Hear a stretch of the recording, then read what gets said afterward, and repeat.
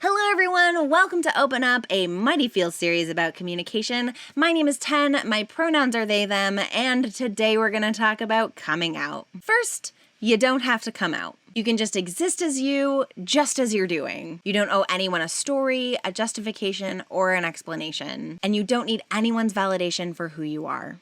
You are you, and whatever labels work for you right now are the right ones. And you don't have to share those with other people if you don't want to. But if you want to come out, well, let's talk about it.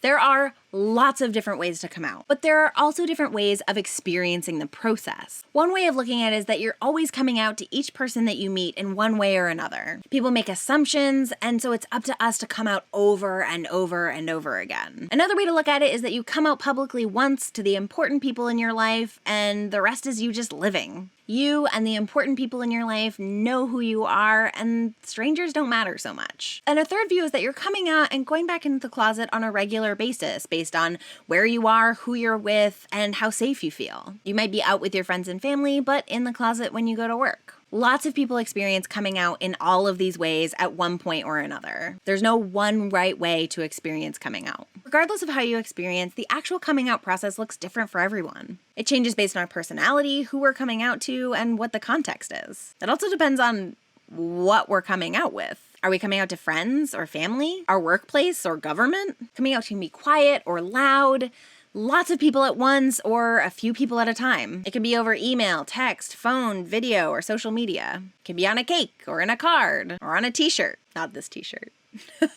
It can be direct, where you sit someone down and have a discussion, or it can be casually mentioned in passing in a conversation. There are a million ways to come out, and we might come out a million times. Now, a lot of people think that coming out means that you're presenting an inconvenience to other people, that you're asking something big of them. I don't think that's true. Coming out is not an apology. I look at coming out as a statement of fact, and I'm just inviting other people to adjust to this new information with me. If they have a hard time adjusting, well, I'm willing to help them and be understanding, but that's because I know that it's not about me.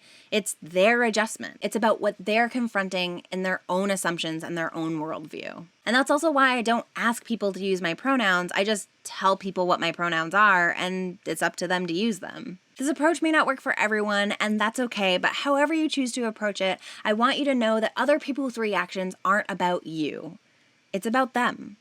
So here are some questions that might be helpful to ask yourself before you come out. Why am I coming out? This is important because a lot of people think that they have to come out by a certain time, on a certain day, or by a certain age. You should be coming out because you feel like it's the right thing to do and it's the right time for you. What do I think coming out will offer me emotionally, physically, and psychologically? What are my hopes for coming out? Coming out can be joyous or disappointing or both or neither. Knowing what we think coming out could offer us can be really key in moving forward if there are bumps in the road. Who is it important to come out to? Why? Like I said earlier, not everyone comes out to everyone and all at once. You can decide who's important right now. Do I have support? What kind of support would be best? Do I need to join a support group?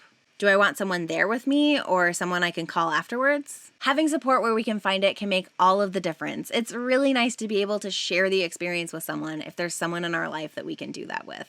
Should I come out to the person I'm most afraid to come out to first, or someone else? Am I as prepared as I possibly can be for things to go well? Am I as prepared as I possibly can be for things to not go well? Sometimes we're so focused on our fears that we forget that we can be overwhelmed by things going well, too. No matter what, the way you come out, if you come out, is totally up to you.